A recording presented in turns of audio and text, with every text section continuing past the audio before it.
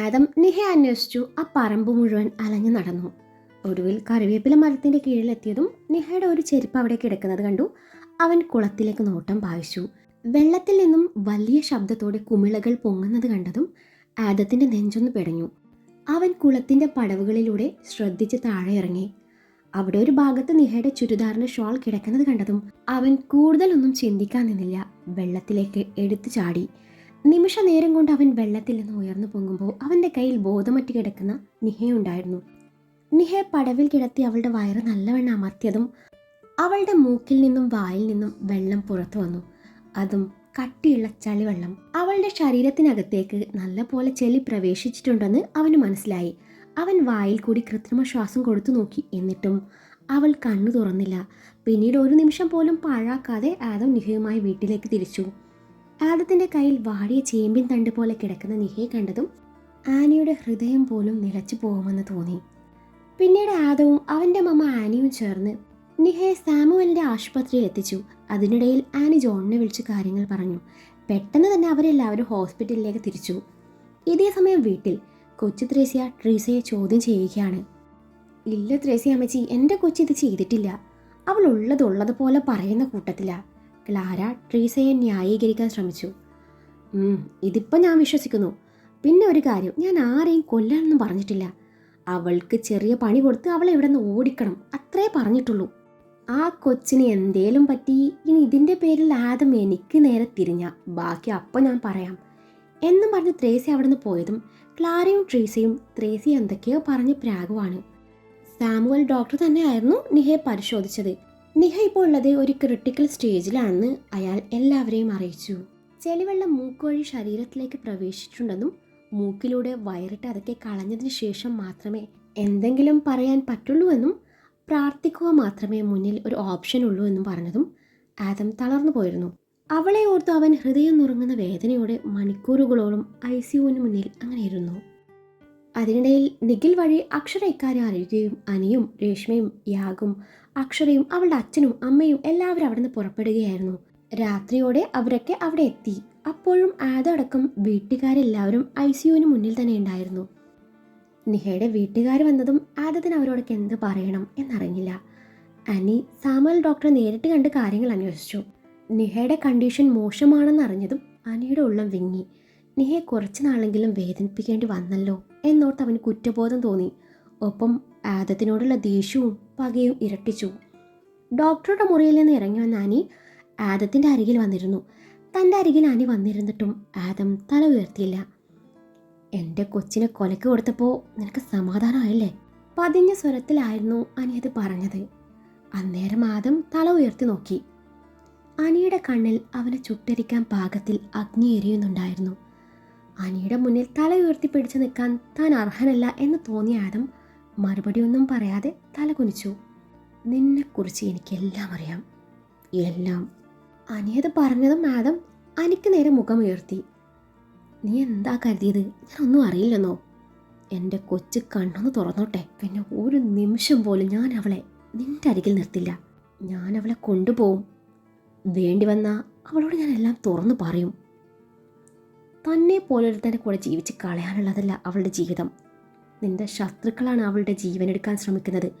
ഇതിപ്പോൾ 3 തവണയാണ് അവളുടെ ജീവൻ അപകടത്തിൽ പെടുന്നത്. കടുത്ത ഭാഷയിൽ അത്രയും പറഞ്ഞ് അനി അവിടെ നിന്ന് എഴുന്നേറ്റ് പോയി. അന്നേരം ഇതൊക്കെ കേട്ടുകൊണ്ട് യാഗ് അവരുടെ തൊട്ടരികിലുണ്ടായിരുന്നത് അവരിരുവരും അറിഞ്ഞില്ല. അനി പറഞ്ഞ ഓരോ വാക്കുകളും തീച്ചുള പോലെ ആദമിൻ്റെ ഹൃദയത്തിലേക്ക് തുളച്ചു കയറി. നിഹ എല്ലാം അറിഞ്ഞ എങ്ങനെ പ്രതികരിക്കും എന്നോർത്ത് അവൻ്റെ ഉള്ളിൽ ആദ്യം നിറഞ്ഞു. അവൻ്റെ ചിന്തകൾ പല വഴിക്ക് സഞ്ചരിച്ചു.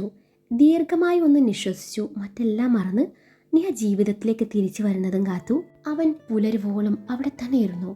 അന്നേരം അവന് കൂട്ടായി നിഹയുടെ മധുരമുള്ള ഓർമ്മകളും ഉണ്ടായിരുന്നു. നിഹ ആദ്യമായി കണ്ടത് മുതലുള്ള ഓരോ നിമിഷങ്ങളും അവൻ്റെ മനസ്സിലൂടെ കടന്നുപോയി. താൻ അവളെ എത്രത്തോളം സ്നേഹിക്കുന്നുണ്ടെന്ന് ഓരോ നിമിഷവും അവൻ മനസ്സിലാക്കുകയായിരുന്നു. പിറ്റേന്ന് നേരം വെളുത്തതും നിഹ ICUവിൻ്റെ ഗ്ലാസ് ഡോറിലൂടെ ഒന്ന് നോക്കി അവൻ അവിടെ നിന്ന് ഇറങ്ങി നടന്നു.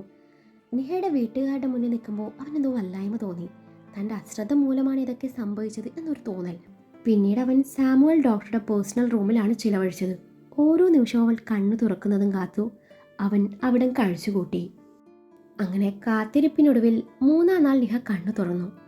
അതൊന്ന് ഫ്രഷ് ആവാൻ വേണ്ടി വീട്ടിലേക്ക് ചെന്നതായിരുന്നു. അന്നേരമാണ് മമ്മയുടെ കോൾ വരുന്നത്. പിന്നെ നിഹയെ കാണാനുള്ള ഓട്ടമായിരുന്നു. ഹോസ്പിറ്റലിൻ്റെ റിസപ്ഷനിലെത്തിയതും മുന്നിൽ നിൽക്കുന്നു അനി. ആളെ ശ്രദ്ധിക്കാതെ ആദം മുന്നോട്ട് നടക്കാനൊരുങ്ങി. അവളോടുള്ള നിന്റെ സ്നേഹം സത്യമാണെങ്കിൽ നീ അവളെ കാണരുത്. അനിയുടെ വാക്കുകൾ കേട്ട് ആദം ഒരു നിമിഷം സ്തംഭിച്ചു പോയി. മനസ്സിലായില്ല. ആദം അനിക്ക് നേരെ തിരിഞ്ഞുകൊണ്ട് ചോദിച്ചു. മനസ്സിലാവാൻ എന്തിരിക്കുന്നു? അവൾക്ക് നേരെ വന്ന ഓരോ വധശ്രമവും എന്തിന്?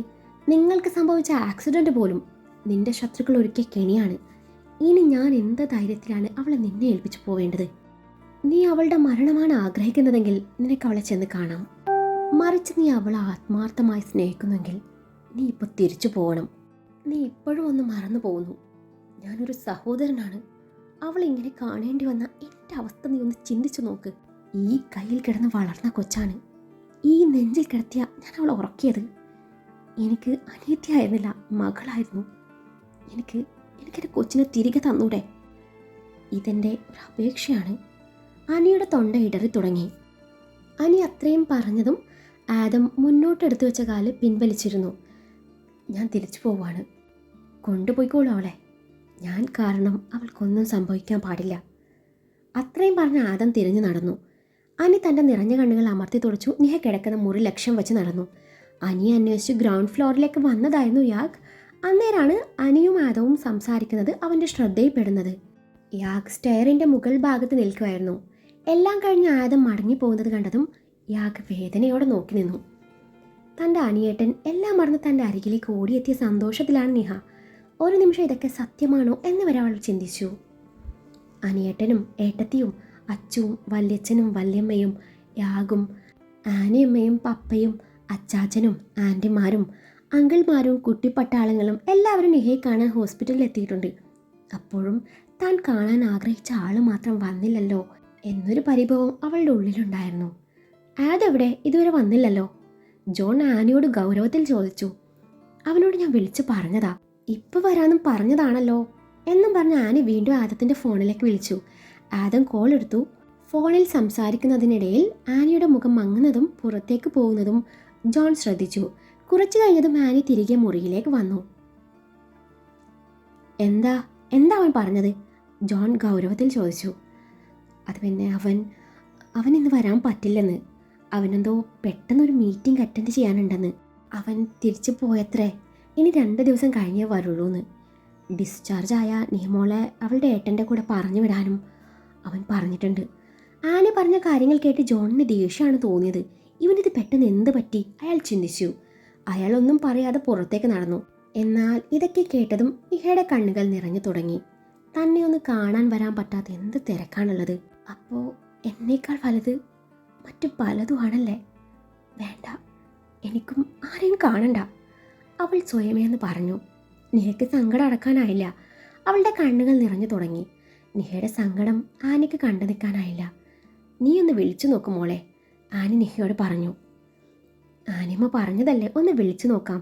ഇനി ചിലപ്പോൾ തന്നെ പറ്റിക്കാൻ വേണ്ടി പറഞ്ഞതാണെങ്കിലോ എന്ന് കരുതി നിഹ തൻ്റെ ഫോണിൽ നിന്നും അവനെ വിളിച്ചപ്പോൾ അവൻ കോൾ കട്ട് ചെയ്ത് സ്വിച്ച് ഓഫ് ചെയ്ത് കളഞ്ഞു. നിഹയുടെ കണ്ണുകൾ പൂർവാധികം ശക്തിയോടെ നിറഞ്ഞു. ഇതൊക്കെ കാണുകയാണ് യാഗ്. തൻ്റെ അപ്പയുടെ കരച്ചിൽ കണ്ടു നിൽക്കാനാവാതെ അവൻ മുറിയിൽ നിന്നും ഇറങ്ങി നടന്നു.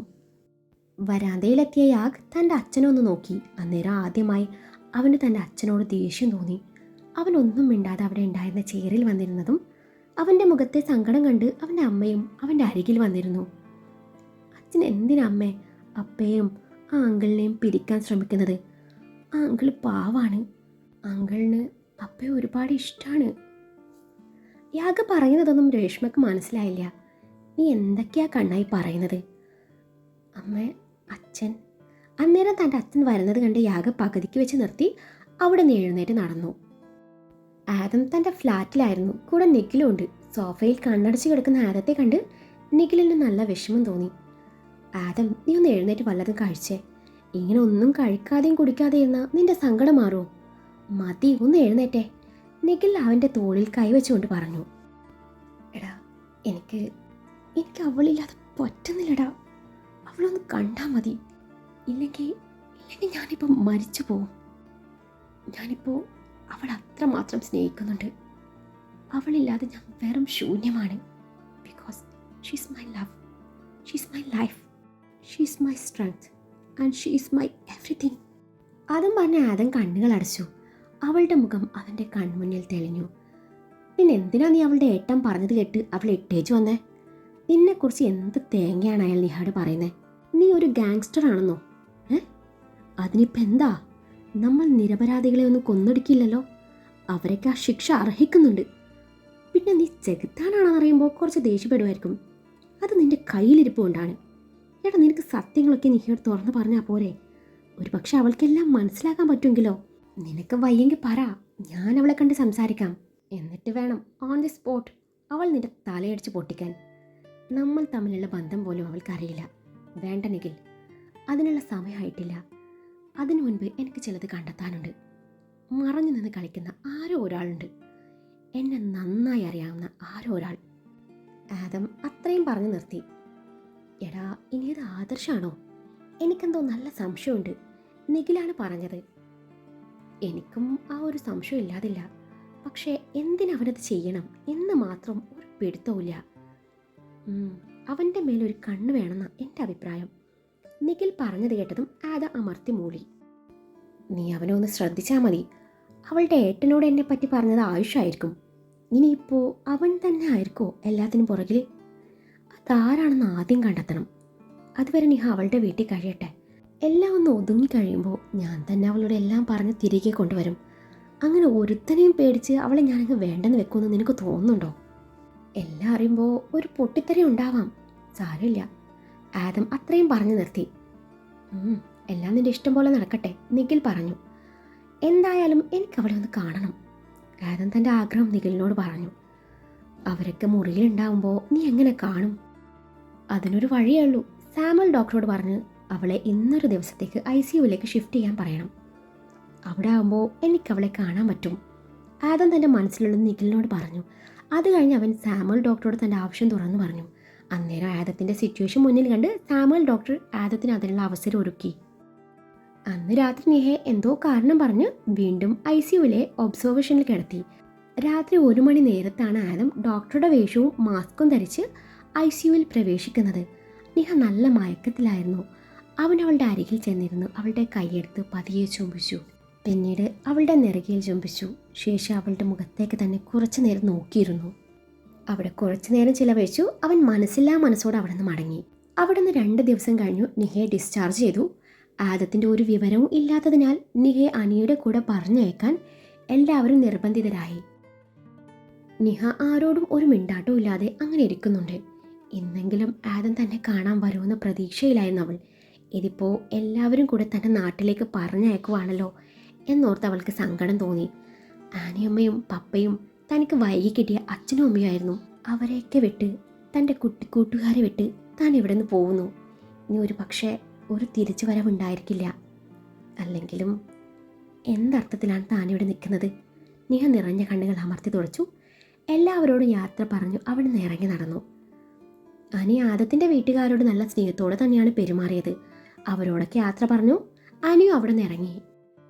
നിഹയും യാഗും വണ്ടിയിൽ കയറിയിരുന്നു. അനിയും രേഷ്മയും ഫാർമസിയിൽ മരുന്ന് വാങ്ങിക്കുകയാണ്. അപ്പയ്ക്ക് ഞങ്ങളുടെ കൂടെ വരാൻ ഇഷ്ടമില്ലല്ലേ? അപ്പയ്ക്ക് ഇവരെയൊക്കെ ഒരുപാട് ഇഷ്ടമാണല്ലേ? യാഗിൻ്റെ ചോദ്യത്തിന് നിഹയ്ക്ക് മറുപടി ഇല്ലായിരുന്നു. അപ്പയ്ക്ക് ആദങ്ങളിനെ കാണണമെന്ന് തോന്നില്ലേ? യാഗ് വീണ്ടും ചോദിച്ചു. എന്നെ വേണ്ടാത്തവരെ എനിക്കെന്തിനാ? എനിക്ക് ആരെയും കാണണ്ട. നിഹ നിറയാൻ വെമ്പുന്ന മിഴികളെ ശാസിച്ചു നിർത്തിക്കൊണ്ട് പറഞ്ഞു. ആര് പറഞ്ഞു അങ്കിളിന് അപ്പയെ വേണ്ടെന്ന്? അപ്പയ്ക്ക് ബോധം വന്നത് അറിഞ്ഞ് കാണാൻ ഓടി വന്നതായിരുന്നു. അച്ഛനാ പറഞ്ഞത് കാണാൻ പറ്റില്ലെന്ന്. അനി ആദത്തിനോട് പറഞ്ഞ കാര്യങ്ങളൊക്കെയും യാഗ് നിഹയോട് പറഞ്ഞു. കേട്ടതൊന്നും വിശ്വസിക്കാനാവാതെ നിഹ യാഗിനെ നോക്കി. ഞാൻ പറഞ്ഞത് സത്യം അപ്പേ. അപ്പയോടുള്ള സ്നേഹം കൊണ്ടാ അങ്കിൾ അപ്പയെ കാണാൻ വരാഞ്ഞത്. നിഹ വല്ലാത്തൊരു ഷോക്കിലായിരുന്നു. അപ്പോഴേക്കും അനിയും രശ്മിയും വണ്ടി കയറി. നിഹ എന്തെങ്കിലും പറയുന്നതിന് മുൻപേ അനി വണ്ടി മുന്നോട്ടെടുത്തിരുന്നു. അനിയുടെ വണ്ടി ഗേറ്റിൽ കടക്കുന്നത് നോക്കി ആദം അവിടെ പാർക്ക് ചെയ്ത തൻ്റെ കാറിൽ നിന്ന് പുറത്തിറങ്ങി. അവൻ്റെ കണ്ണുകൾ നിറഞ്ഞിട്ടുണ്ട്. അതിൽ നിന്നൊരു നീർത്തുള്ളി അവൻ്റെ കവിളിലൂടെ ഉരുണ്ടിറങ്ങി. അവൻ വണ്ടിയിൽ നിന്നിറങ്ങി മുന്നോട്ട് നടന്നു. അന്നേരമാണ് അവൻ്റെ പപ്പയും അമ്മയും അങ്ങോട്ട് വരുന്നത്. ഇരുവരും അവൻ ഒരുപാട് കുറ്റപ്പെടുത്തി. ആദം ഒന്നും മിണ്ടിയില്ല. ശേഷം ഇരുവരും തങ്ങളുടെ വണ്ടിക്കരിയിലേക്ക് നടന്നു.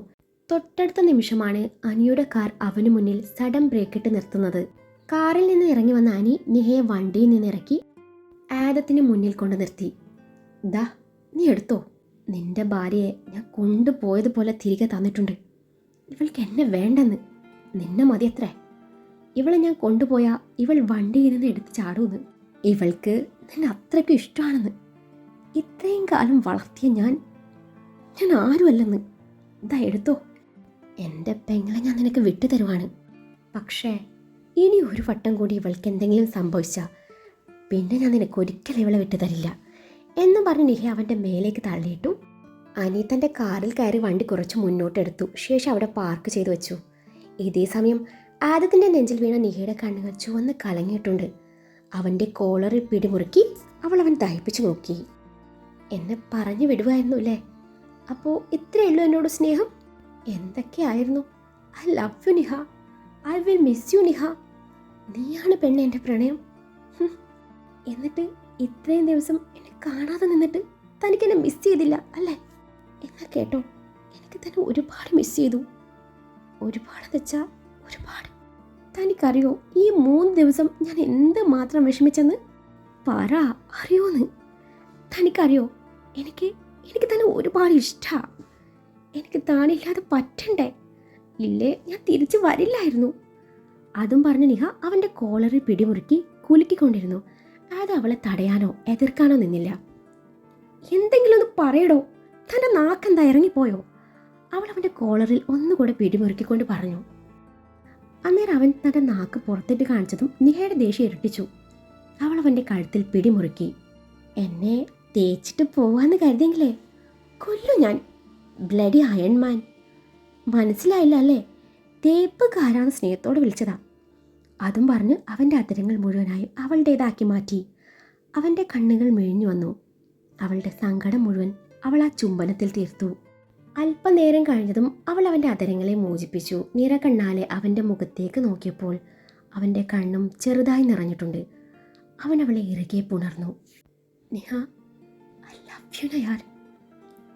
അവൻ അവളെ തന്നിൽ നിന്ന് അടർത്തി മാറ്റി അവളുടെ കവിളിൽ തൻ്റെ ഇരു കൈത്തലവും ചേർത്ത് വെച്ചു.